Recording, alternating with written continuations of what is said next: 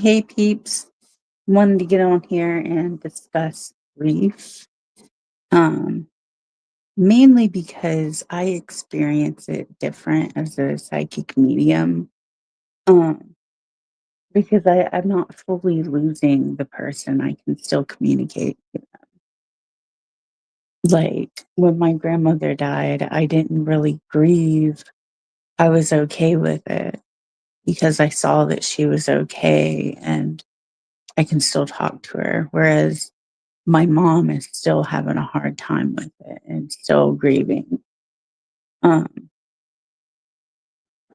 and that makes me, want to ask the question like, how can I become more compassionate in my readings towards those who are grieving? Because I'm speaking to a spirit, and the spirit is usually lively and happy.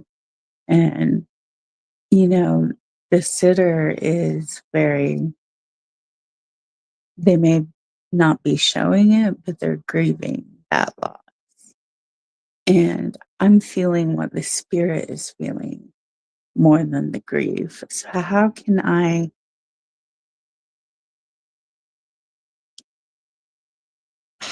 I best get the person I'm reading for through grief? Like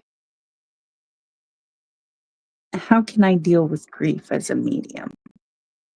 That's what I want to know.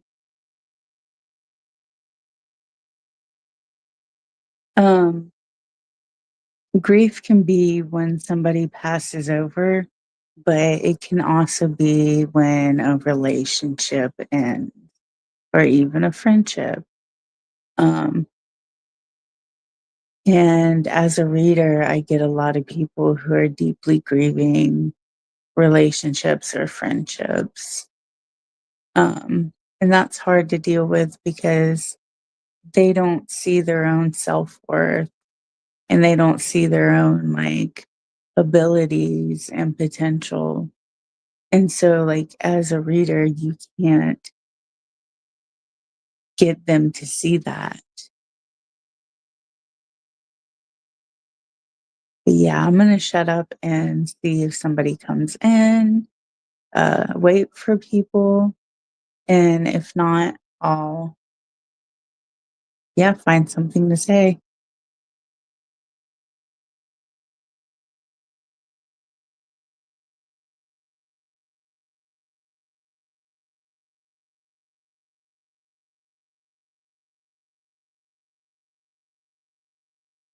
I definitely do not have the gift of gab.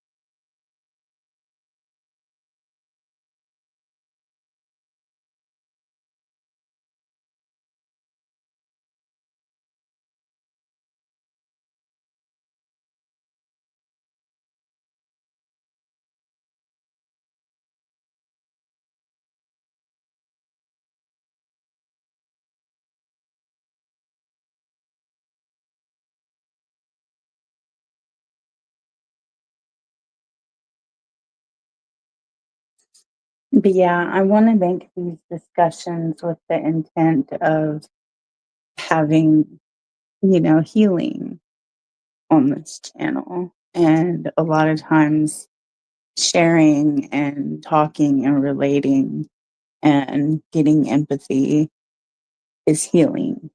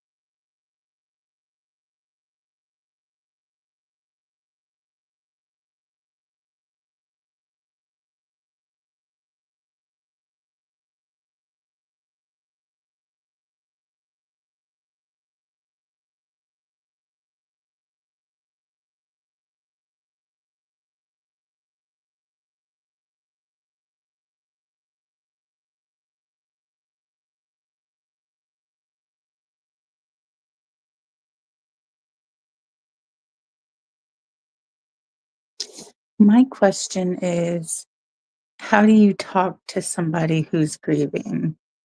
Because you can't take that grief away from them.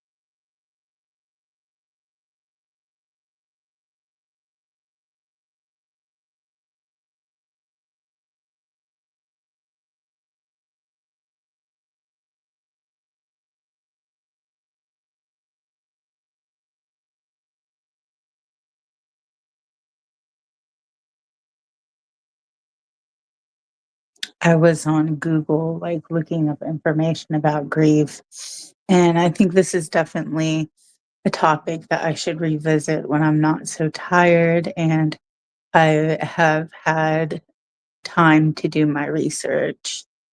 Um, because yeah, it seems like it's actually a complex topic.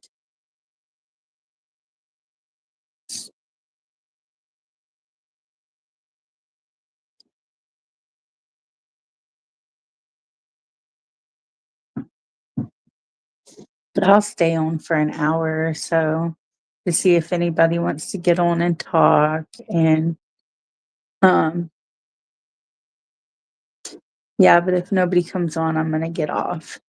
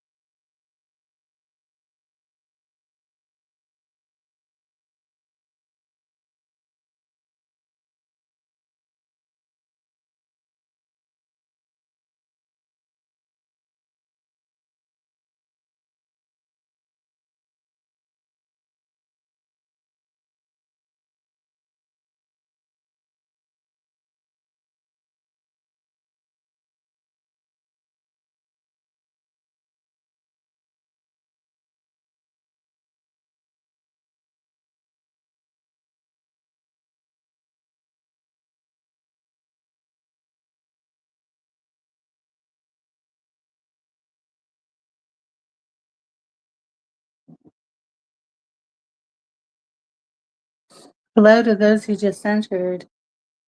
Feel free to talk.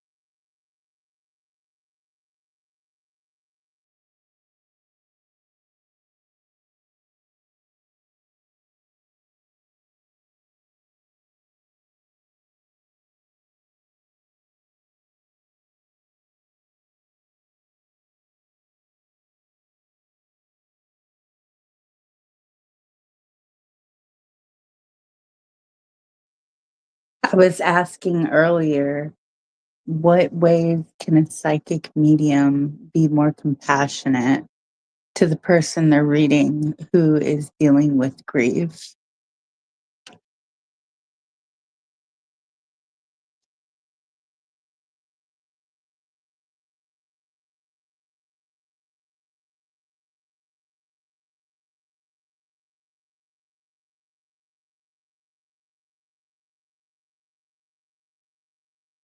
Because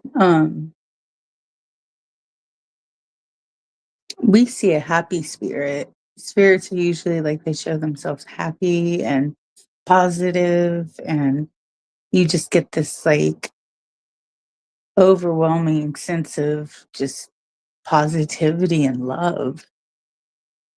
But the person who's grieving doesn't see that. They're just lost in their grief.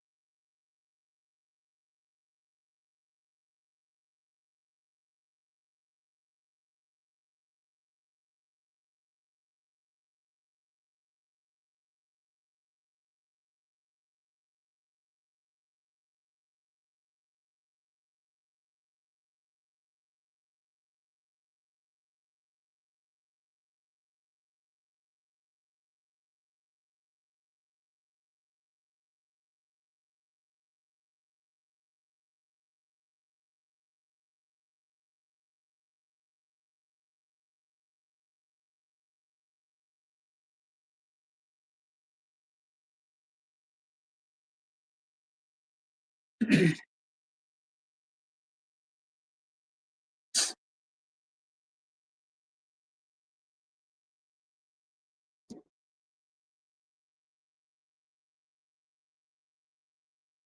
got about 20 minutes left.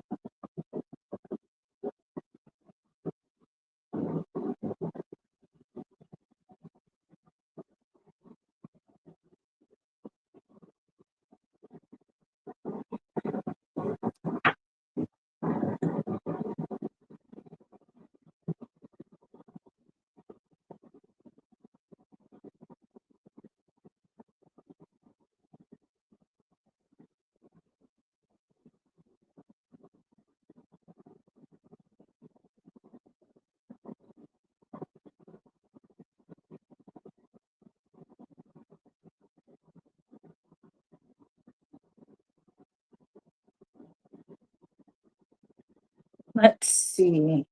I have an idea what I can do.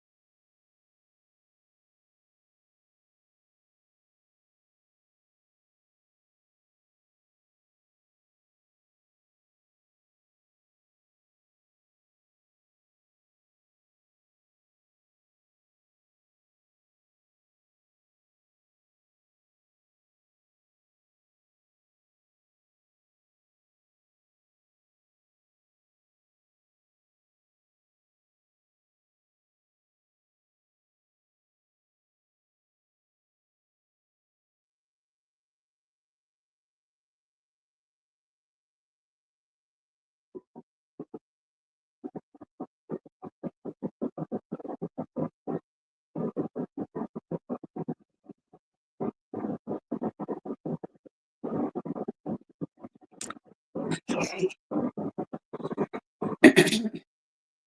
I'm figure out how to do this.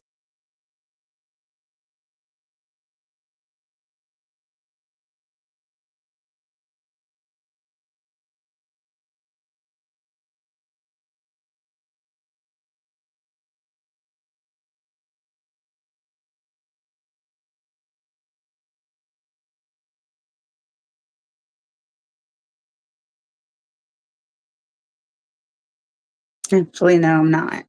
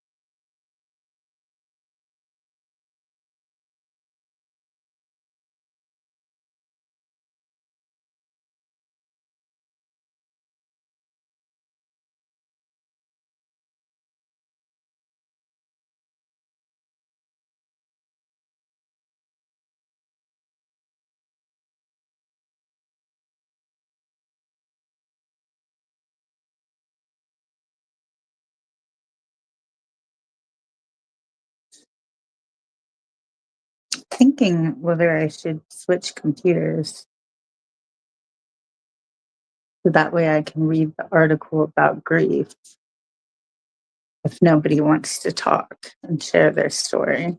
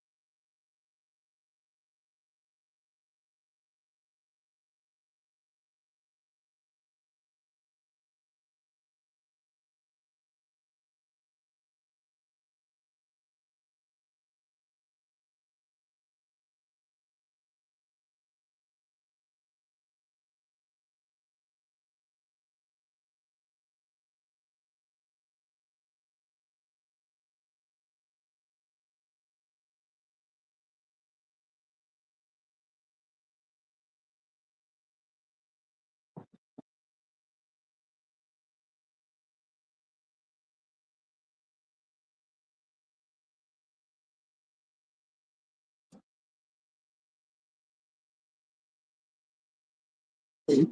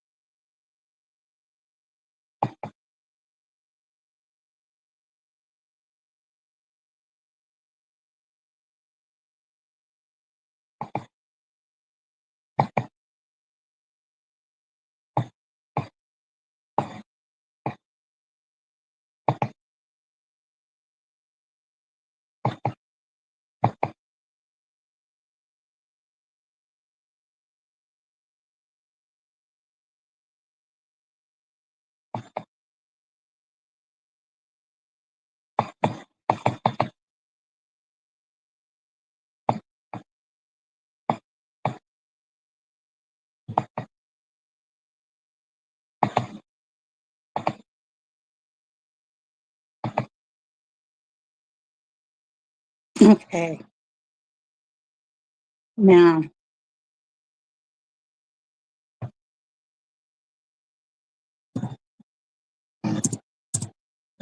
I'm going to look up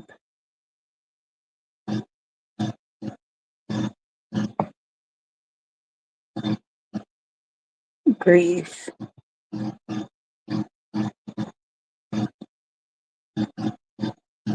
What is grief? Types of symptoms. How to. Uh,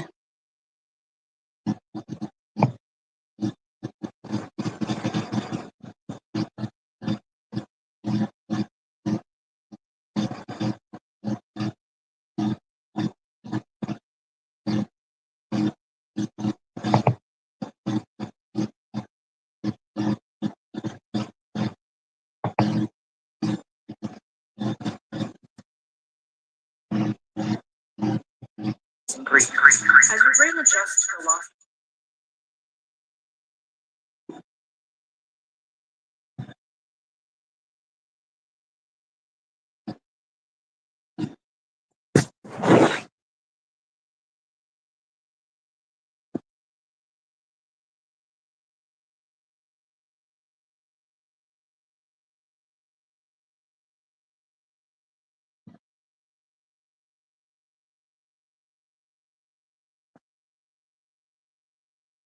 okay. Hold on.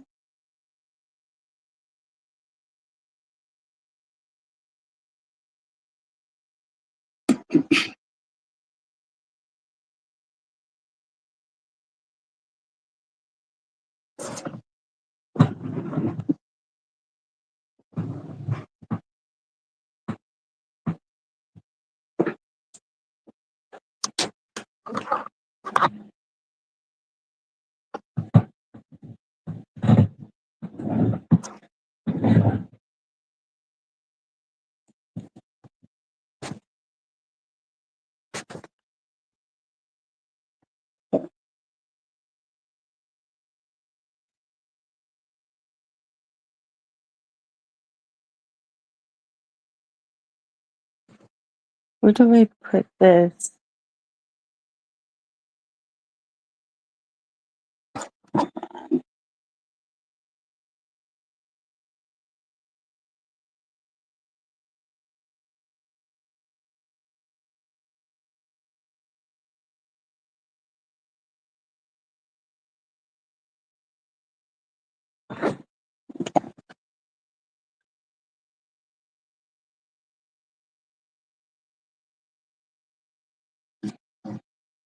Okay.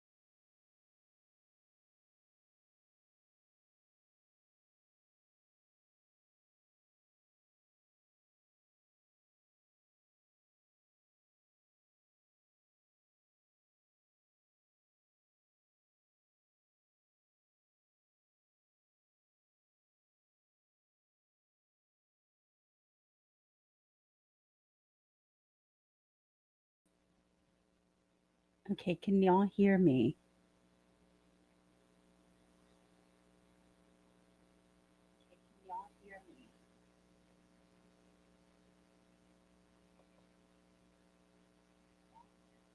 Can you hear me?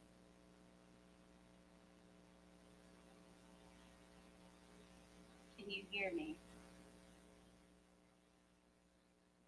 Okay.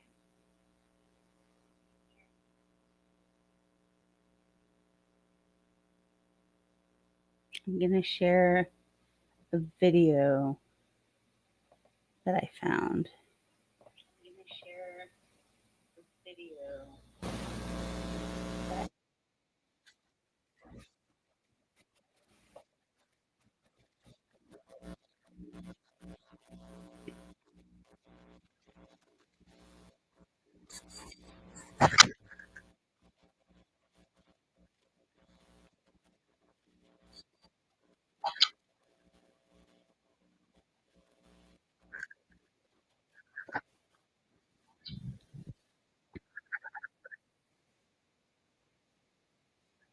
Guess that's not going to work.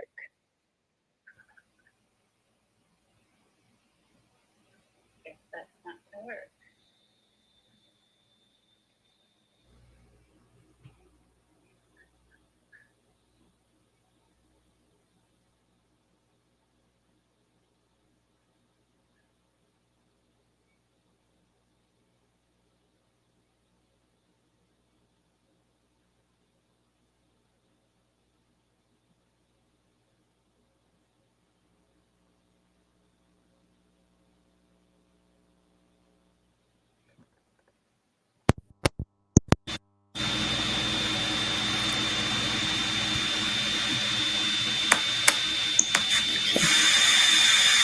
Testing, testing, testing, testing, testing.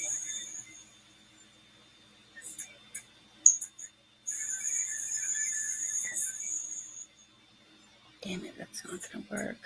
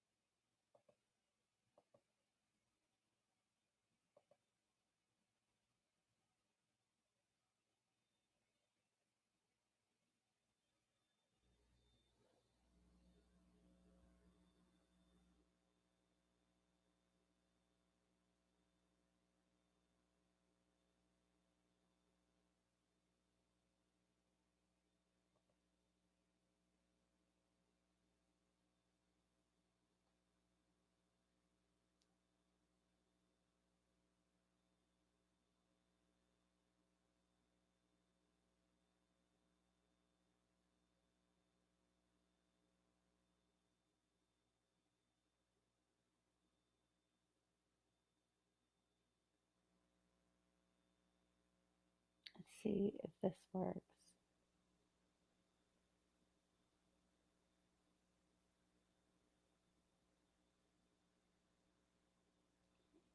It shows differently when I Google it on my phone.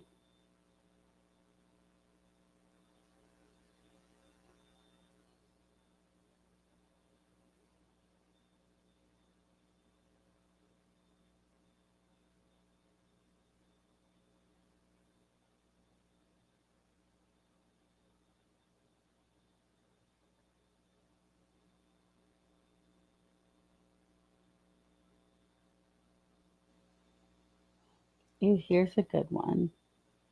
Hey, if your partner is being secretive with their phone, you need to do this now. Most people are unaware. What happens when you don't process your grief? What happens when you avoid a feeling of loss? People say that time heals, but I would argue that it doesn't unless you allow yourself to work through your pain little by little. Now, it's clear that each person's grief is unique. There isn't a concrete set of steps you can do in order. There isn't a time limit for mourning. But there is a big difference between working through stuff and not working through stuff. People who process their grief allow themselves to face their pain, even in small doses. They address their feelings. Oh, They write about them or talk about them. They mourn. When someone doesn't work,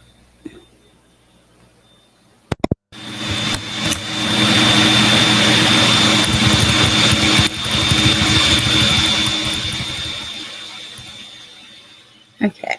See if this helps. what happens when you don't process your grief? What happens when you avoid dealing with loss? People say that time heals, but I would argue that it doesn't unless you allow yourself to work through your pain little by little. Now, it's clear that each person's grief is unique. There isn't a concrete set of steps you can do in order. There isn't a time limit for mourning. But there is a big difference between working through stuff and not working through stuff. People who process their grief allow themselves to face their pain, even in small doses. They address their feelings. They may write about them or talk about them. They mourn. When someone doesn't work through their pain, they try to distract themselves. They keep busy, they desperately avoid their pain, which in the long run leads to more pain. So we're going to learn about 7 signs that you're not processing your grief. And you'll learn 3 ways to start to face your grief in small steps.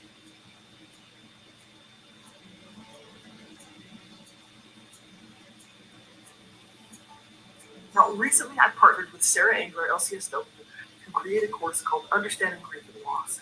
And she teaches how loss can stem from a loved one dying, but it can also come from many more situations, like a divorce or an expectation that doesn't happen, a lifestyle change like aging or a change in employment, and so many more situations where you may experience strong emotions about losing something that you care about. Now, in this course, Sarah does a great job explaining how not dealing with your loss can lead to these 7 signs. So, number 1 is compulsive behaviors. This can look like over or under eating, excessive spending, addiction to distraction, like endless Netflix binges and social media scrolling, and of course, substance abuse. Okay, the second sign is withdrawal from relationships. You might avoid people because you don't want to be asked, how are you doing? Or maybe you don't want to be around people if you're feeling down or you may cry. Whatever the reason, you start to pull away from people. Okay, number 3 is overfunctioning. Sarah explains how if you have 2 children whose parent dies, and one of them is tearful and emotional and struggling in school, and the other one seems fine, she's taking care of everyone else, she seems cheery and like she's adapting well, the one you should be worried about is the second child. Some people avoid their grief by pretending that everything's fine, or they immerse themselves in work, just, keeping themselves busy to distract themselves. Okay, number 4 is irritability. This looks like conflict in relationships sometimes. Things like drama and fighting can be a great distraction from internal pain, or it just can be a twisted expression of that pain. So just think of like some adult siblings who are mourning the loss of their beloved parents. If their pain seems unbearable, it may be more comfortable to fight over the inheritance than to sit with that pain. Okay, next is persistent sleep issues. So it's really common to have difficulty sleeping and eating right after a big loss. And again, there's no time limit, but if these problems persist without being addressed, it's a sign that you're not dealing with loss. Okay, next is physical symptoms emerge. So sometimes the body keeps the score. When emotional pain isn't addressed, that pain can show up in illnesses, digestive issues, muscle tension, headaches, high blood pressure, and other physical symptoms. And lastly, mental health symptoms worsen. So grief is not a mental illness. Mourning is not a mental illness. It's okay to feel sad and to struggle and to not function normally after a loss. But when we don't get the support we need, or when we don't take care of ourselves or address our grief, then that can drop people out of a normal grief process into depression, suicidality, anxiety, or other mental health conditions. Now, like I said before, there is no timeline for this stuff. There's no simple, magical process that you can just work through that will magically make your grief go away. The difference between people who start to heal and those who avoid their grief is, do you lean in or do you lean out? So when big emotions come up, do you desperately seek to avoid, numb, suppress, or distract? Or do you face them, even if in little doses? So that doesn't mean that you have to just drown in your grief. There's 3 skills we'll borrow from Peter Levine. He's the founder of Somatic Experiencing, that you can use to start dealing with your grief. Pendulation, resourcing, and titration. So pendulation is when you lean into the emotions, you swing into them, you let yourself feel them, and then you can swing out too, to ground yourself, to get comfort, to take a break and rest. So some distraction is okay as long as you face your pain in regular tiny doses with as much support and resources as possible. So a healthy nervous system can do both, right? It can swing in and feel, and then it can swing out and rest, right? Where an avoidant nervous system just clenches more tightly to avoidance, right? It's like, oh, I gotta stay over here and never feel anything. So as we move into and out of our emotions, we eventually integrate those experiences and our capability to handle them. So you may take some time to face your intense grief, to ugly cry, to scream, yell, shake, sob. And then you take some time to wrap up in a blanket and curl up with your spouse or your dog and watch some funny internet videos before you fall asleep, right? It doesn't mean that to process grief, you have to be sad all the time or let your emotions run your life. Pendulation means that you can just address them in these small chunks and then swing back out, right? Okay, the second skill is resourcing. So this is adding support to yourself while you face your pain. So instead of avoiding thinking about your loss or avoiding visiting the grave, you consider bringing someone with you to support you while you visit the grave. Or after you have a hard anniversary, maybe you find something that's really soothing for your body, like a hot bath or a massage or an exercise that feels good. So we're just adding resources to help strengthen you as you face, this painful experience. Now, the third skill is titration, and that just means doing things in small doses.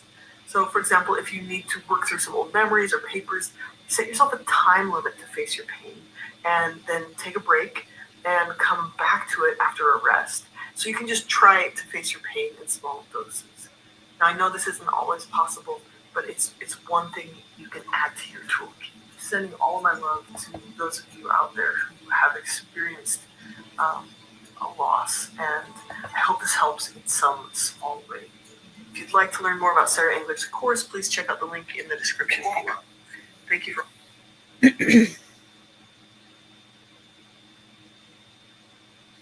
Here's the one that I wanted to listen to. Let me guess. You're thinking about going to therapy. And as a therapist myself, of course I'm going to say that's a great idea. When we're grieving a profound loss, we often say we're heartbroken, but it might be more accurate to call it brain broken, given the role the brain plays in grief. As your brain adjusts to the loss of someone you love, you might feel numb, depressed, or foggy, but moving through the stages of grief is natural and healthy. It helps you process your loss and begin to move forward over time. This is Your Brain On, where we explore how the world affects our brains and ourselves. The experience of grief is twofold: the immediate acute pain of the loss, and the months afterward as you mourn. The loss of someone meaningful functions as a stressor, triggering the pituitary gland at the base of the brain to produce adrenocorticotrophin, or ACTH. ACTH sends a signal to the adrenal gland to release cortisone, a stress hormone. Unlike, say, a temporary threat, grief is an intense, persistent stressor, so your body remains flooded with cortisone. That can cause your immune system to falter, making you feel run down. This is likely why some bereaved spouses fall ill soon after their partner dies. Even if the death of your loved one was expected, the actual event can still feel like a shock to the system. In the short term, a traumatized brain is bottom-heavy, meaning primitive areas, including the fear center, are overactive, adding to feelings of stress and despair. Meanwhile, higher cortical areas of the brain are underactive, like the anterior cingulate cortex, which helps regulate emotion. You may find it difficult to let go of minor annoyances or experience symptoms like increased heart rate for several minutes after you're startled. However, over time, the initial shock of the loss typically gives way to a deep sadness or depression as you continue to mourn. Depression can cause widespread changes across several parts of the brain, including the amygdala, which regulates sleep behavior and mood, and the hippocampus, which processes memory and regulates stress hormones. These changes disrupt core functions of our bodies and minds. As you grieve, you may find yourself sleeping too little or too much, forgetting things, or trapped in a brain fog. These feelings are difficult, but the acute pain doesn't last forever. Eventually, the sadness begins to lift at least a little bit, and then you may move on to feelings of anger or guilt before slowly moving toward acceptance of the loss. Experts agree that bereaved follow their own individual timelines, but in general, this 3-stage process usually takes about a year. There are steps you can take to feel better as you go through the grieving process. Talk therapy can be amazing. And I want to pause it right there. I've noticed a lot of people, when you're grieving, a lot of people act like, oh, well, you're still caught up on that. You're still all depressed. You haven't gotten over that yet. And it's like, that was my husband who died, or my grandmother, or, it's like, what do you mean I haven't gotten over that? So when it says it takes about a year, like, there you go. Like, it takes time. You can't rush somebody into healing. Your help. This might be group bereavement meetings or cognitive behavioral therapy, which can redirect negative thoughts. Aerobic exercise can improve mood, memory, and thought processing. Talking with friends about the person you lost can be a great comfort too. Studies show long-term grief actually activates neurons in the reward centers of the brain. And recalling the time spent with those who have died reminds us that the memories still live on. Okay.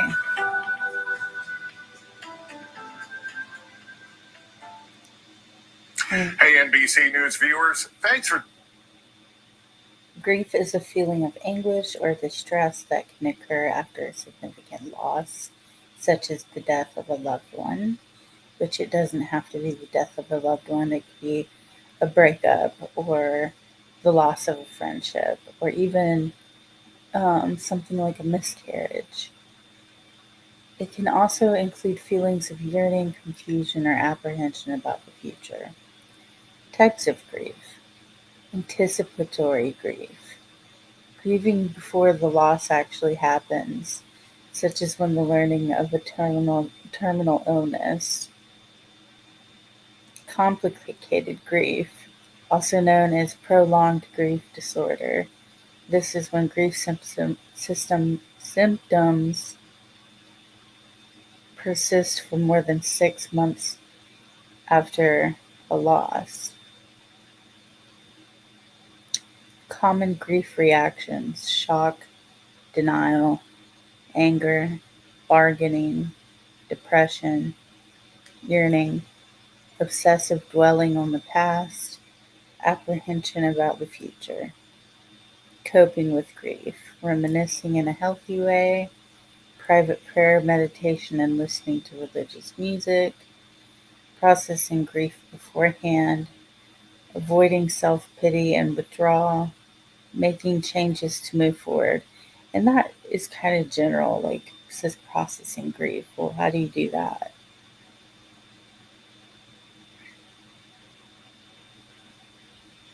When grief can be life-threatening. Intense grief can disrupt the immune system, leading to self-neglect and suicidal thoughts. And common sources of grief is death of a loved one, pet, or friend, divorce or relationship breakup, loss of health, job, or financial stability, miscarriage, retirement, loss of a cherished dream.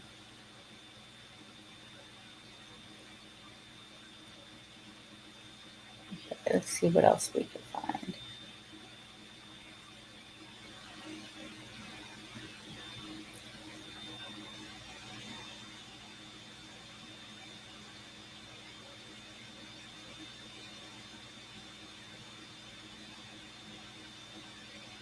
Okay, coping with grief. We'll do If that. you use castor oil, you'll grow your hair longer. If you use argan oil, you'll decrease hair loss. Hi guys, welcome back back to my channel, and if you're new, welcome to my channel. My name is Stephanie Yates Anya Wheelay, Steph Anya for short.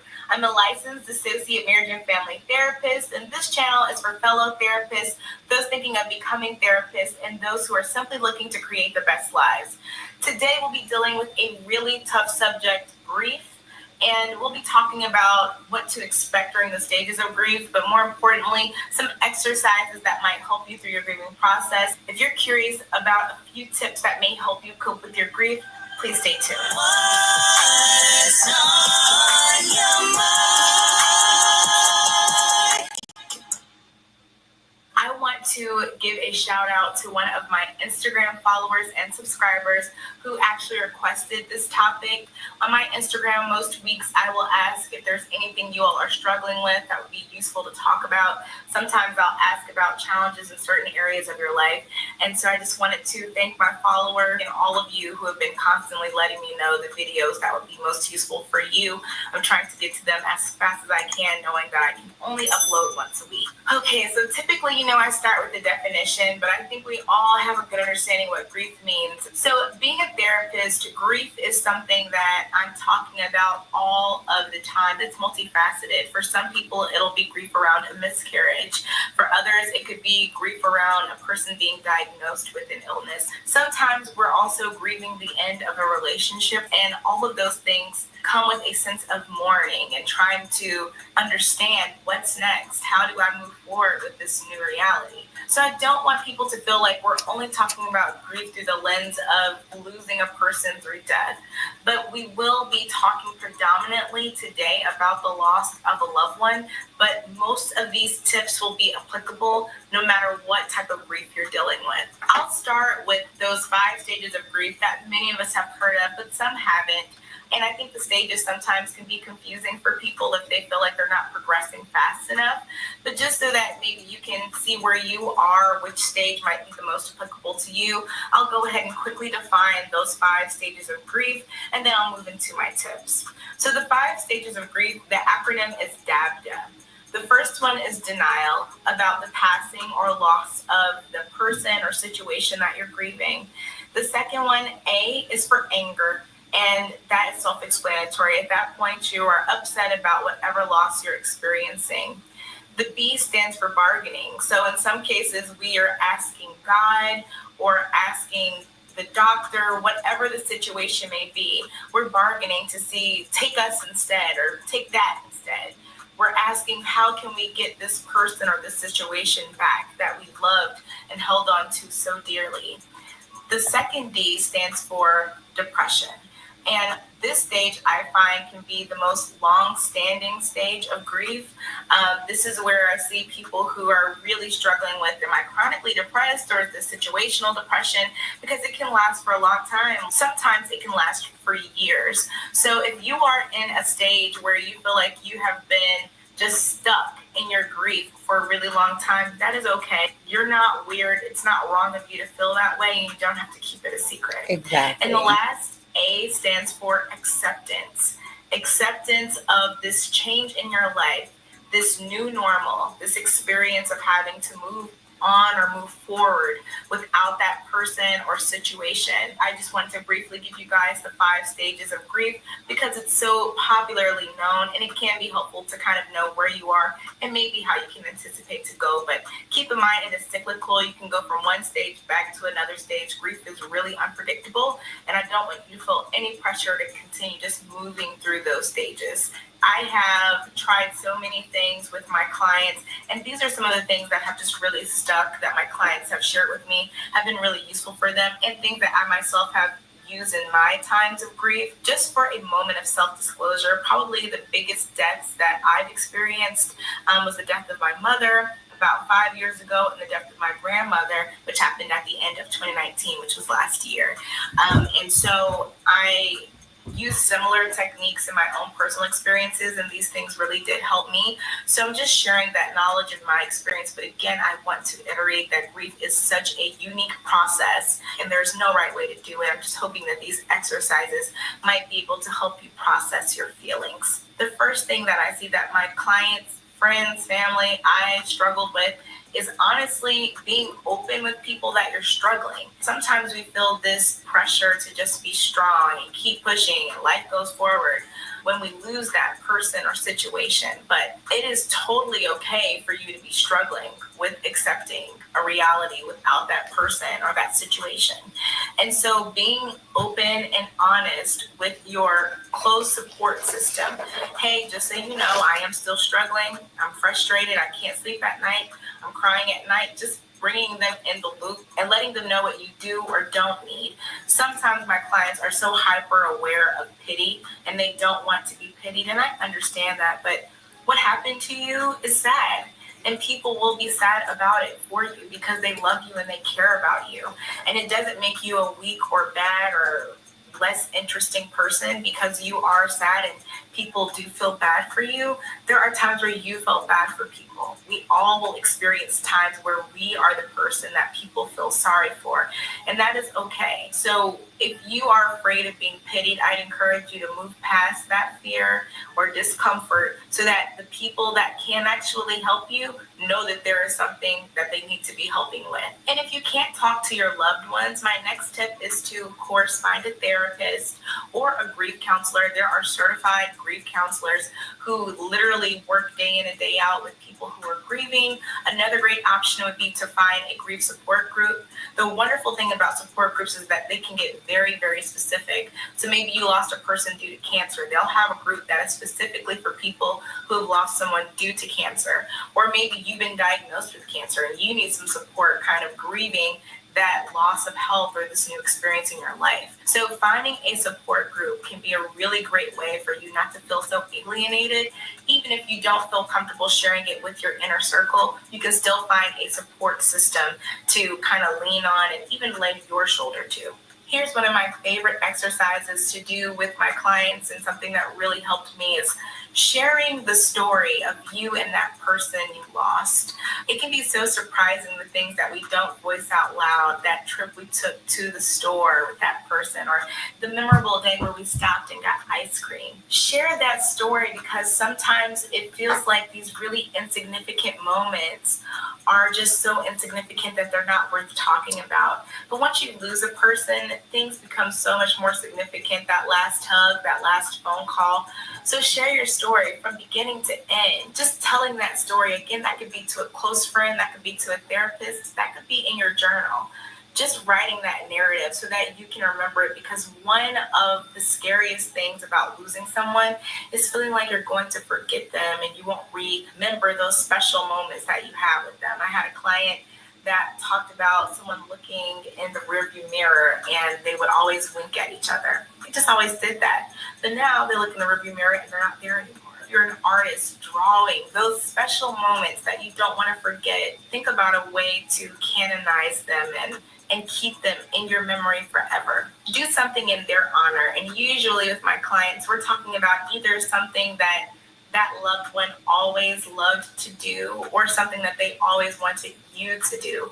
So maybe they always told you should sing more. Maybe you sing a song for them. Maybe you upload that song in their honor. Maybe they always wanted to travel to a certain place and maybe you go there on their behalf. Those little things of doing something in their honor can sometimes give us the closure that we never really got with that person, especially in cases where it was an unexpected or surprising loss. Here's another great closure bringing one, is to learn more about them through the perspective of other people that were in a different phase of their life. So it was really rewarding for me to hear stories from my mom's sorority sisters. I never knew those stories and I never knew her through their eyes.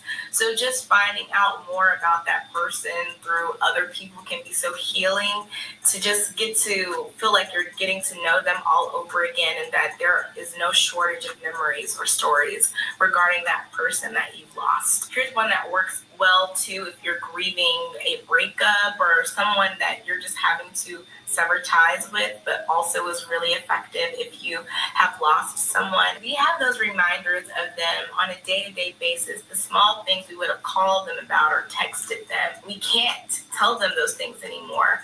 But sometimes it can be healing to still get those things out, those thoughts out of your mind. Write it down. So they'll have a journal, and let's say that, a certain celebrity comes on that you would have talked to them about. I just saw such and such, you would have loved their outfit, whatever your dynamic was with that person.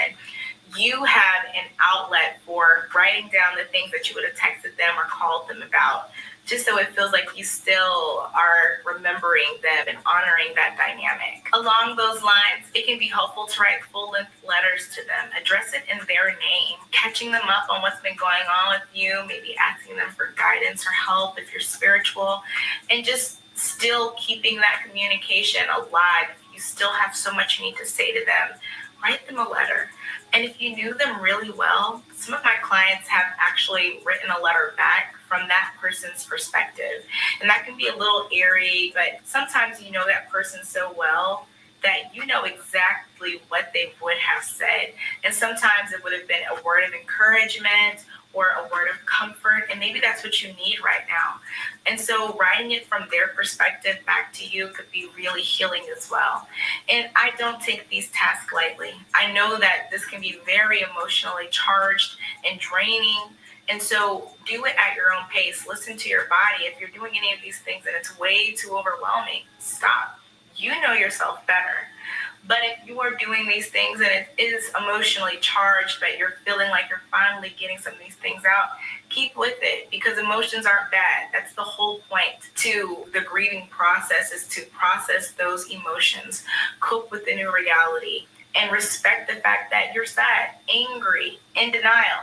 Doesn't matter where you're at.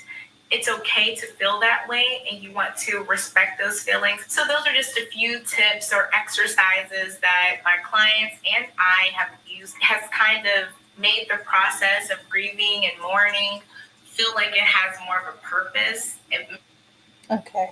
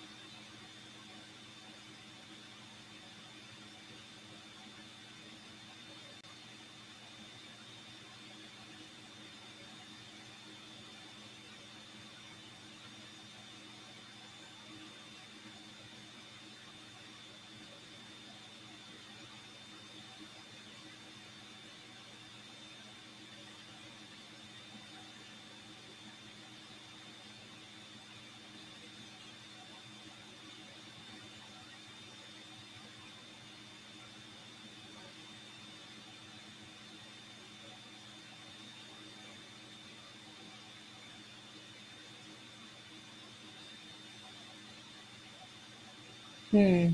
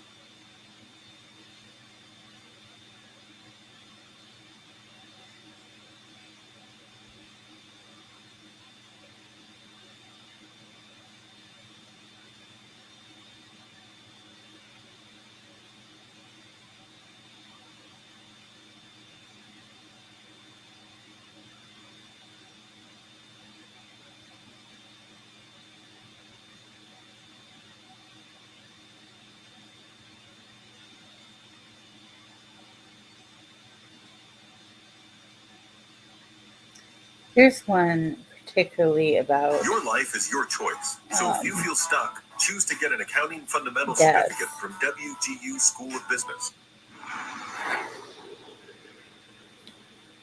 TED Talk. So what if I told you that the love of my life died and I was devastated? You wouldn't be surprised, right? But what if I told you that I wasn't? What if I told you that in the days, months, and years following the death of my favorite person on the planet, I actually felt connected and grateful and even joyful? Would you wonder if I was in denial, maybe avoiding my feelings, if grief would catch up with me eventually? Or maybe you just think I was an unemotional person. Well, these are the same questions I ask myself. Why am I not heartbroken? Is something wrong with me? Am I not doing this grief thing right? Maybe some of you can relate. In July of 2011, my life partner Kate and I had just moved into a beautiful new home, and life was good. We were both involved in creative projects, community work, spiritual practice, and we both adored one another. We had known each other for about 10 years and figured we had decades ahead of us. That September, at the age of 41, Kate was diagnosed with advanced cancer. A tumor the size of a grapefruit consumed her stomach and her pancreas. What can I say? When we found out, we both held one another and sobbed. Somehow we both knew her body wouldn't survive this. The next morning, Kate said, "It's another beautiful day," just like she usually did, rain or shine. She died 12 weeks later, peacefully at home. The moment of her death was so powerful for me that all I could do was say, "Thank you, thank you, thank you, thank you, thank you." In the town of Mount Shasta, California, where we lived, we were known as the Laughing Girls. We were both certified laughter teachers, it's a thing, and it is, and we taught people across the country how to laugh more freely and more easily by choice. So I'd love it if you would just have a taste of this. So if you're willing, please give yourself a nice deep breath and laugh it out.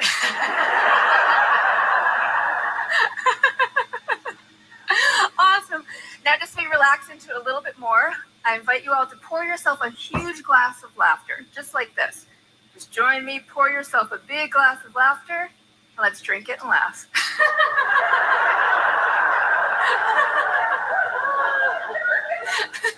So see, you can laugh without jokes and without humor. It's really that simple. So this was my life.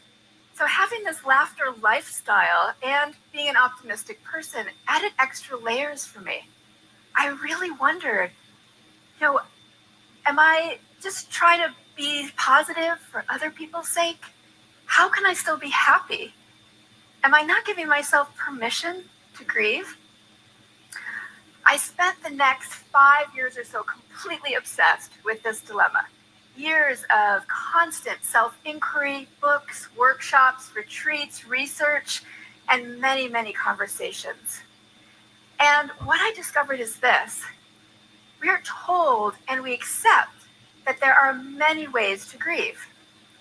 But the truth is, there are many ways to respond to death, and grief is only one of them. Grief is defined as deep sadness or intense sorrow we experience after loss. But we've also come to use grief as an umbrella term to mean the set of experiences we have when someone we love dies. We've come to have an expectation that grief is the only natural, legitimate, and appropriate way to respond to death. So when did this idea gain momentum in Western culture? Well, 100 years ago, Sigmund Freud was the first to refer to death, to grief, as work. Then 50 years ago, Elizabeth Kubler-Ross and her 5 stages of grief became wildly popular. And you're probably familiar with these. So these stages would be denial, anger, bargaining, depression, and acceptance. Now, this theory was actually based on those who were diagnosed with terminal illness, not on those who lost someone they loved. By the early 1970s, the phrase grieving process surfaced, and this perspective that grief is a process we must go through became normalized. It was something that over time we shifted our focus from those who had the journey after they died to the people who were left behind in the wake of death, to the grievers or the bereaved. This shaped our language about how we respond to death. This grief-centric framework actually was not challenged for most of these years. And so it was based on either or thinking. Either you're in grief or you're in denial. So someone may say to you, you really just got to get over it. Someone else may say, oh, you've got to dive into it. I actually watched a well-known grief counselor look directly into the camera once and say, if you're not grieving, then you need therapy. So, the cultural expectation is pretty clear. But what if grief is not the only authentic way to respond to the death of someone we love? What if some people, like me, respond differently? So I'd like to share with you some ways that I've been my own case study, as well as some exciting, though lesser known research over the past 15 years. Just a few days after Kate died, after all the phone calls I made, writing the obituary, doing the memorial, I was resting on the sofa and feeling really good. I think I was still in some kind of awe from her really graceful exit. And then I started wondering if someday I would be completely overwhelmed with grief. And I started to doubt myself. I loved her so much. I should feel horrible that she's gone. And just like that, I started talking myself into feeling miserable. I'll never get to look into her eyes again. No one will understand me the way she did. And then to my surprise, I started simply witnessing this inner conversation. And I realized I could choose to stop following those thoughts. So I did an experiment. First, I focused intentionally on the unfulfilled dreams, on all the things that Kate and I would never get to do together. And sure enough, tears formed in my eyes. Then I chose to stop following the thoughts that focused on Kate's physical absence. And the sadness disappeared almost instantly. Through this simple experiment, I discovered that my thoughts affect my emotions so much. And because of this, I can choose how I feel. Now, I totally get, of course, this is not some original new idea. But when it comes to death, we tend to exempt death from this option. In fact, when someone we love dies, we're taught to ignore most of the tools we already have for well-being because we believe we're supposed to grieve instead. So, this idea, when I miss Kate, I ask myself, where's my focus? On her absence or on her presence? And then I choose which thoughts I follow. The cultural norm is to focus on someone's absence. But when I focus on Kate's presence, on the essence of who she was, on the presence in my life and the impact she's made, I feel connection and gratitude. So my number one tool is asking myself, where's my focus? On absence or on presence? A few months after Kate died, I was driving home from the grocery store, and I remembered that Kate wouldn't be home when I got there. So have any of you ever done that? You go to call your mother or a friend, and then you remember, right, they died. It could be years ago, but it's kind of an awkward moment. So I caught myself remembering that I was focusing on her physical absence, and I asked myself, Jen, do you want to have a good cry? Or do you want to shift your focus? So either way, it's totally fine. In that moment, this is what I did. Even though I didn't feel happy, I chose to smile. And then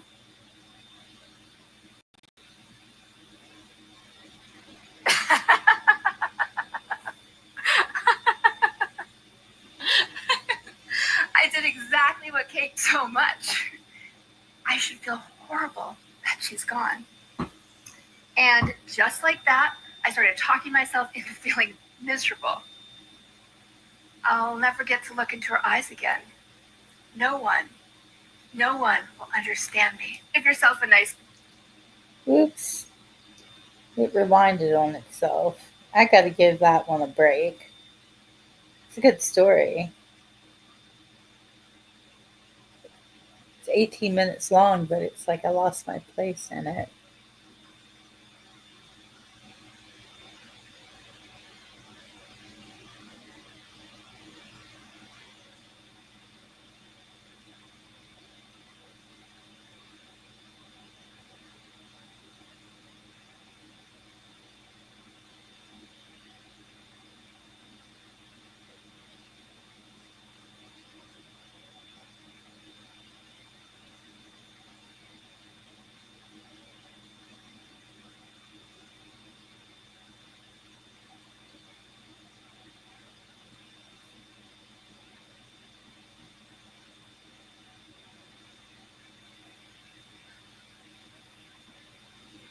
How do you explain this, her?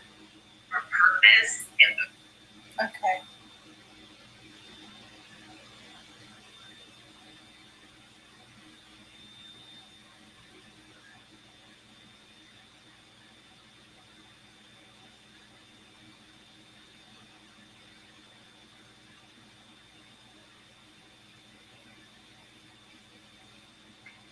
actions that respond to death.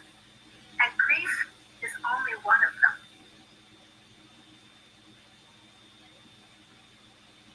Now, why would you put a psych? Now, why would you?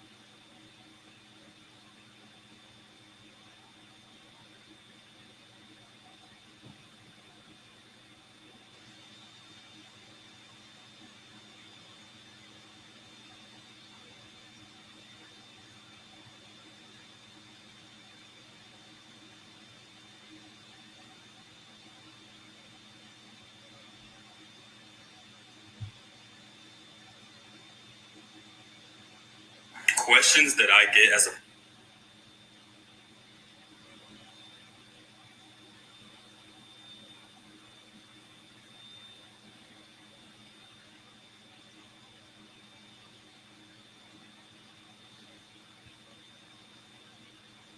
Okay. Hello. Feel free to talk. If not, I'm just going to find videos to watch.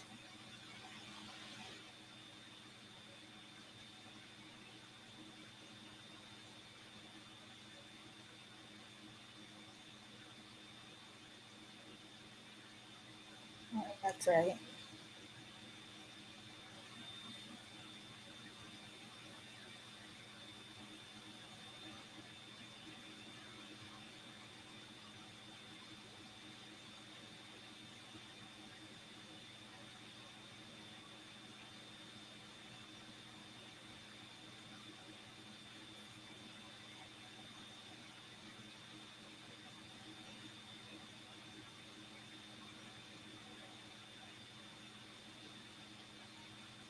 what to say to someone who's grieving. Number one, do not say, let me know if you need anything. Let me know if I can help. If it begins with the phrase, let me know if, it's the wrong thing to say because it places all responsibility to reach out on them and removes it from you. Instead, just do it. Do the thing. Run the errand. Deliver the food. And if you're not in a position to do it, don't pretend that you are. Number two, don't say, oh my gosh, what happened? Don't ask them for details. You're probably the 20th person who's asked that. You'll know when you're supposed to know. Instead, just keep it simple. Say, you don't need to respond. I'm just thinking of you. Number 3, be careful of positivity. Like, at least they're in a better place. Or, hey, look on the bright side. No. Instead, agree with their pain. Like, I'm so sorry. That's terrible.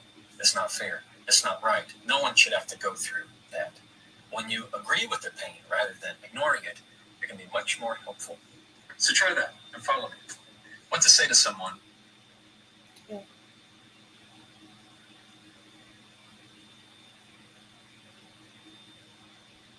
Doesn't have to be a grand gesture, but just thinking about the everyday routine things that we might forget or that we might just not have the energy to do could be really helpful. Absolutely. Practical tasks, like mine was walking the dog, like just help me walk the dog because I had no energy to do it. Yeah.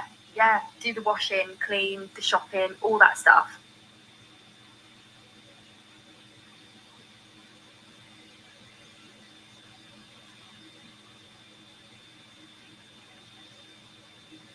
What do I say to someone who just suffered a significant loss? I've had more than a few clients over the years who've experienced a significant loss. In many of these cases, I always hear stories about other people they expect to hear from, whether it be extended family members, friends, or coworkers, seem to disappear after they experience this loss, which they find hurtful. As a therapist, I also get to meet clients on the other end of that experience, who know of someone who's experienced a significant loss. There's all kinds of stories about people pretending not to see someone in those situations, and you heard stories about people quickly bolting into a different aisle of the grocery store, or leaving the store altogether to avoid that encounter. So why is that? Are people just that uncaring and insensitive? Not at all. Essentially, it all boils down to the same thing: desire to avoid feelings of discomfort. People are often uncertain about what to say to someone who's had a significant loss, or are uncomfortable with people becoming emotional when they do express their condolence. In some cases, I've heard people express concern about fear of the unknown, and you don't know how the other person will react or even want to be approached. While you can never know exactly what to do or say, your safest bet is to push through any feelings of distress. Simply say to the person, sorry for your loss. It's as simple as that. Unfortunately, there are no perfect words. The exchange doesn't need to be long. You want to acknowledge the person's loss, so it shows you care about their feelings.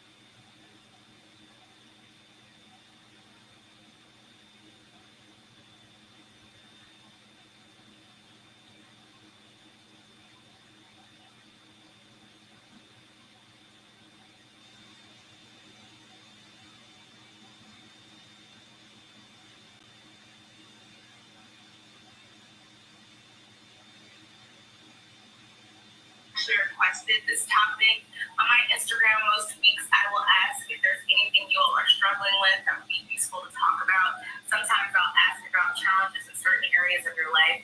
And so I just wanted to thank my followers and all of you who have been constantly letting me know the videos that would be most useful for you. I'm trying to get to them as fast as I can, knowing that I only upload once a week. Okay, so typically, I start with the definition, but I think we all have a good understanding what grief means. So being a therapist. Okay. Well, I've been on this for 2 hours and we have not gotten anybody in the stream. So I'm going to let it go, end the stream, get some sleep. Good night, guys.